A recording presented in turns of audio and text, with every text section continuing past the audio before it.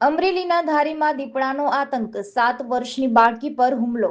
અમરેલીના ધારીના જલજીવડી ગામે ઘર નજીક રમતી 7 વર્ષની માસૂમ બાળકી પર દીપડાએ અચાનક હુમલો કર્યો હોવાની ઘટના સામે આવી છે।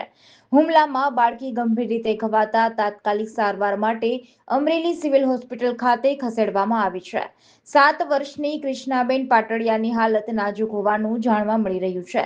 ઘટનાની જાણ થતાં વન વિભાગની ટીમ એક્શનમાં આવી છે। દીપડાને પાંજરે પૂરવા માટે ત્વરિત કામગીરી શરૂ કરવામાં આવી। મારું નામ Amit Ejwaniya, incharge range forest officer ધારી।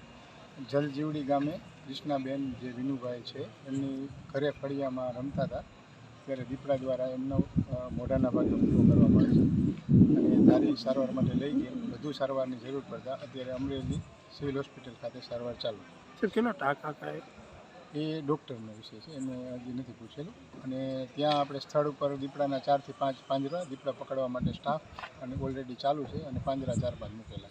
બાળકની ઉંમર કેટલી હશે? બાળકની ઉંમર 7 થી 8 વર્ષની છે।